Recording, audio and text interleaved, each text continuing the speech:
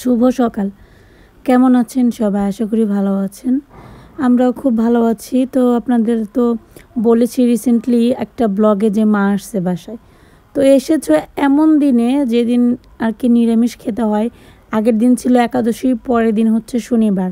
শনিবার এবং বৃহস্পতিবার ২ দিনই হচ্ছে নিরামিষের বার, এবং তার সাথে মাকে বললামও যে নিরামিষ বাদ দিয়ে আজকে না হয় আমিষই খাই। তো বলল না, শুধুমাত্র মাছ মাংস খাওয়ার জন্য নিয়ম ভঙ্গ করব, এটা তো হতেই পারে না।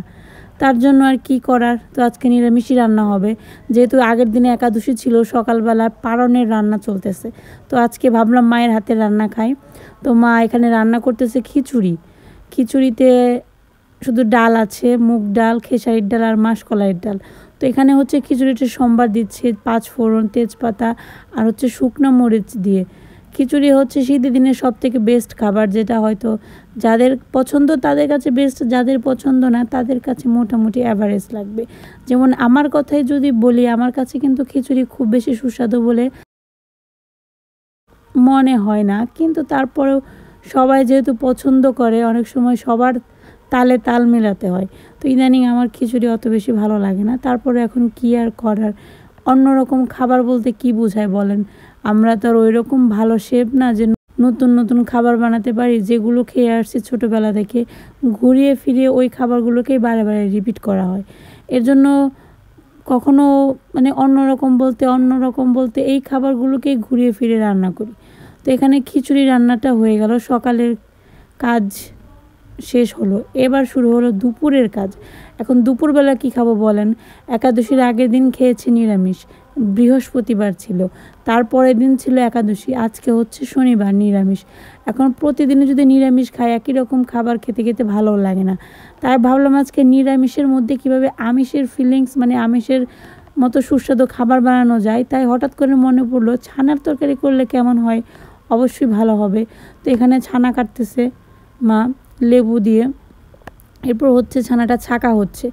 এখন ভাবলাম যে যেহেতু আমিষের মতো যদি সুস্বাদু খাবার বানাতে চাই, তাহলে নিরামিষের মধ্যে চিন্তা করতে গেলে ছানার তরকারি সবথেকে বেস্ট, যেটা রান্না করলে অনেকটা আমার কাছে মনে হয় ডিমের তরকারির মতো। তাই মাকে বললাম যে চলেন আজকে একটু ছানার তরকারি খাই।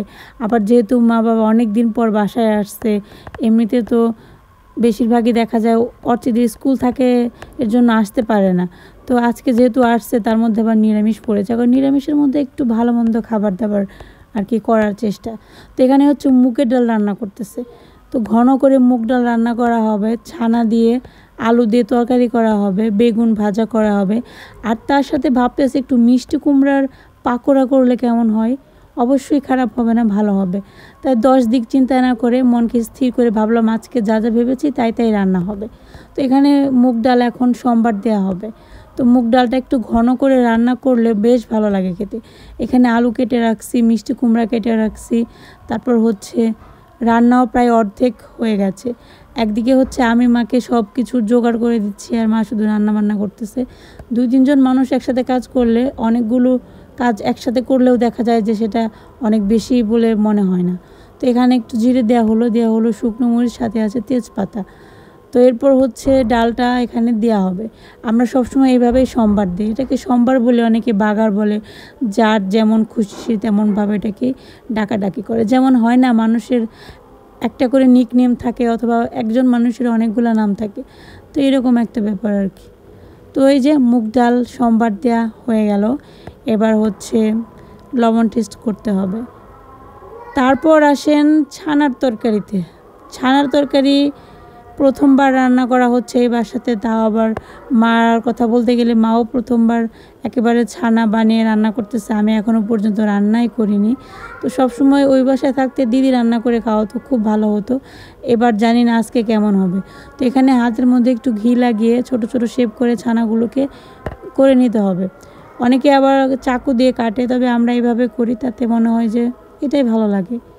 যার যার রুচির ব্যাপার। ছানার তরকারি খেতে সুস্বাদু হলেও রান্না করতে গেলে অনেক প্যারা খেতে হয়। যেমন এই ছানাটা আজকে তরকারি রান্না করতে গিয়ে কত প্যারা খেয়েছি।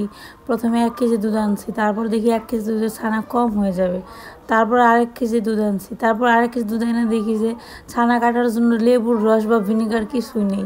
তারপর আবার বাজারে পাঠাইছে, আবার লেবু কিনে আনছে, তারপর সেটাতে ছানা কেটে দেওয়ার এখন ছানা তরকারি রান্না করা হচ্ছে। এখন বুঝেন যে একটা ছানা তরকারি খাওয়ার জন্য কতক্ষণ কষ্ট করতে হয়েছে। কথায় বলে না, খাজনার চেয়ে বাজনা বেশি, ব্যাপারটা সেই রকম হয়েছে আর কি।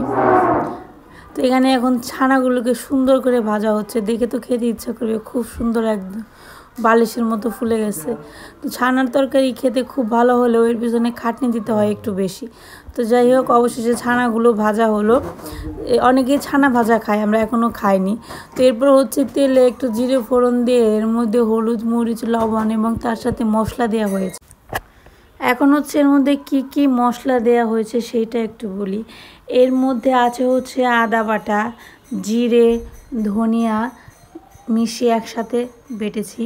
তারপর হচ্ছে সেই মশলাটা এখন ব্যবহার করা হচ্ছে। তার সাথে 1 চামচ পরিমাণ মরিচের গুঁড়া, 1 চামচ পরিমাণ হলুদের গুঁড়া, পরিমাণ মতো লবণ আর একটু জল দিয়ে এখন মশলাটাকে একটু কষিয়ে নিতে হবে। আর এখানে চলতেছে খাওয়া দাওয়া। সকালের খাবারে আছে খিচুড়ি, মুগ ডাল, খেসারির ডাল, মাসকলাইয়ের ডাল দিয়ে খিচুড়ি রান্না করা হয়েছে। আর এখানে চলছে ঘুম। ঈশানবাবু ঘুম থেকে উঠলো এইমাত্র, আর সারামণি এখনও পর্যন্ত মনে হচ্ছে ওঠেনি, আবার মনে হচ্ছে উঠছে। অনেকক্ষণ ডাকার পর দেখি কম্বলের নিচ থেকে মুখ বের করেছে কচ্ছপের মতো। যাই হোক, অবশেষে দেখলাম যে দুজনেই উঠে পড়ছে। তারপর আবার চলে আসলাম রান্নাঘরে, কারণ এদিকে মনে হয় রান্নাবান্না শেষ হয়ে গেল। তারপর হচ্ছে এখানে আলু দেওয়া হয়েছে, গোল গোল করে আজকে আলু কাটা হয়েছে।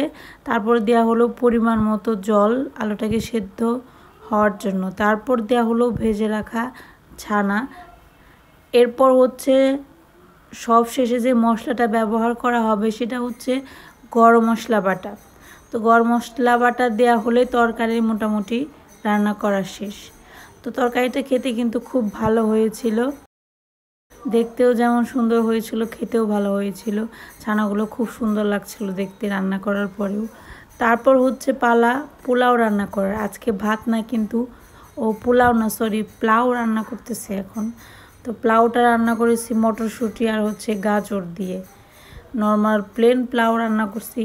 তারপর আসছে মিষ্টি কুমড়া পাকোড়ার পালা। তো এখানে হচ্ছে কী কী রান্না হয়েছে দেখাই। মুগের ডাল, বেগুন ভাজা, ছানার তরকারি। এখন হচ্ছে সন্ধ্যাবেলা, সারামণি পড়তে বসছে, এই যে দেখেন বই নিয়ে পড়তে বসছে। ওইখানে আমার ভাই কাজ করতেছে, ওইখানে আমার বর কাজ করতেছে। এই যে বর মহাশয়, আজকে কেমন খাইছ? কি বুঝলাম না, মানে রাত্রে আর খাইবা না? একবেলা 2 বেলার কাজ করে দিছি। বাহ, ভালো তো, একবেলা ভালো মন্দ খাইলে আরেক বেলা খাইবানি নাকবো না। দেখ রান্না কেমন হয়েছে তোমার মার হাতের রান্না খাইলে আজকে? এই তোমার মার হাতের রান্না খাইছো? হ্যাঁ, সকালের খিচুড়ি তো সকালে জিজ্ঞেস করছি, দুপুরেরটার কথা কও তুমি। পোলাও তো বেশি খেয়ে না, তা তোর পাতিলে নেই, সব তো খেয়ে পড়াইছো। হ্যাঁ, খাইবার খালি খেয়ে পারো না, একটা রোগ। খাইবো আর খালি খাওয়া পারো না। সারা কেমন হয়েছিল দিদির রান্না? ভালো হয়েছে। তো আমরা এখন সন্ধ্যাবেলায় যার যার কাজ করতেছি। আজকের ভিডিও এই পর্যন্তই। সবাই ভালো থাকবেন, সুস্থ থাকবেন। সবাইকে অনেক অনেক ধন্যবাদ ভিডিওটি এতক্ষণ ধৈর্য সহকারে দেখার জন্য। সবাইকে শুভরাত্রি, টাটা, বাই বাই। সারা টাটা দাও।